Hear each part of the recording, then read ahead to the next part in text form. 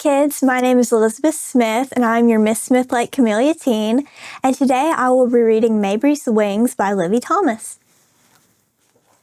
Maebry looked out her window at all the beautiful flowers and then glanced sadly over her shoulders. No wings. When would they come? Summer was ending and the leaves were just starting to change, and not even a tingle. When would they come? Mimi Monarch floated through the door of Maebry's room, smiling broadly at her. "Good morning, Maebry Bug. How is my favorite grandbaby today?" Mimi was always so cheerful and smelled of the wonderful nectar from the flowers she was visiting on the way. Maebry wanted to be happy and drink nectar with Mimi. "Mimi, when will my wings come? I want to fly south with you, but still no wings." Mimi touched her cheek and said, "Maebry, my love, be patient. They will come. Sometimes waiting seems to take forever. You cannot force the change, but maybe if you focused on something other than yourself, you could find a little happiness." "Mimi, I don't understand," said Maebry with tears in her eyes. "Darling Bug, focus on something that makes someone else smile by doing something kind. Then your problems won't seem so big. Wings are like sunshine. They are floaty things that bring light and happiness, but you do not have to have wings to shine. Can you think of someone else who is sad and find a way to make them smile? So, you think if I help other people smile, I won't feel so sad?" Maebry asked. "I think it's worth a try, don't you?" Mimi winked as she floated out the room.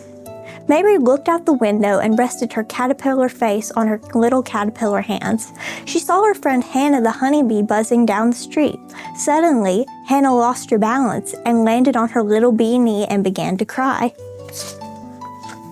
Maebry grabbed a Band-Aid and a popsicle, then ran outside to Hannah, who was still crying. "Are you okay, Hannah? I saw you fall." "No, Maebry, I scraped my little bee's knee and it hurt." "Here's a popsicle. Mommy Monarch always gives me a honey popsicle when I have a boo-boo, and it makes me feel so much better. I will put a Band-Aid on your scratch while you eat your popsicle." Once the bandage was on, Hannah looked up at Maebry with grateful eyes. "I do feel so much better. Thank you for helping me." Hannah waved as she buzzed away. Mimi was right. Maebry felt better too. She smiled and watched Hannah fly away. Maebry sat down on the step and soaked up all the rays of the September sun. Across the street, Mr. Larry Ladybug busily swept the fallen leaves off his walkway. The more he swept, the more the leaves floated around. Larry sighed loudly and sat down to rest. Maebry crossed the street. "Mr. Ladybug, would you like help gathering the leaves off your walk?" "I can help," Maebry said shyly. "Could you really help me?" "Yes, sir. I would be happy to help you." Mr. Ladybug grabbed a bag for Maebry to hold while he swept the leaves into it. Soon, there was no more leaves on the sidewalk. "Maebry, you were so truly kind to help me. I cannot thank you enough." "Mr. Ladybug, it was my pleasure." And she crossed the street to her house. Maebry realized that it really was a pleasure. Maebry walked into her house to find her mama to tell her about the discoveries. She found her mother sitting at the table. Her mama had been baking honeysuckle cookies and had finished cleaning the kitchen.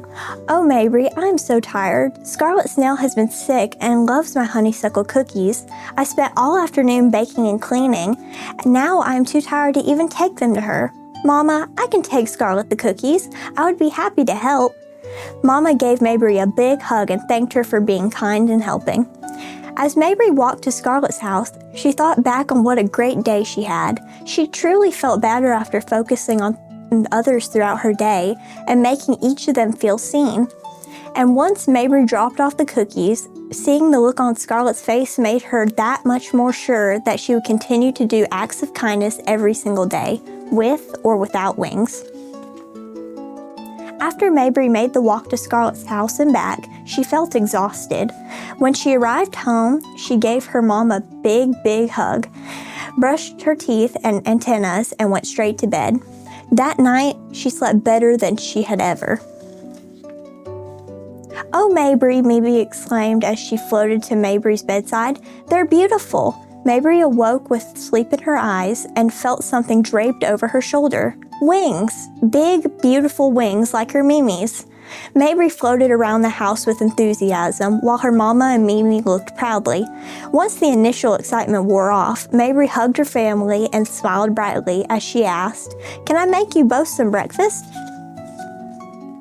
Because even though her wings felt and looked amazing, nothing would ever feel better than watching someone smile as a result of an act of kindness. So she would continue to do an act of kindness every day, forever and ever. The end. Thank you, kids, for listening. I hope you have an amazing night and sweet dreams.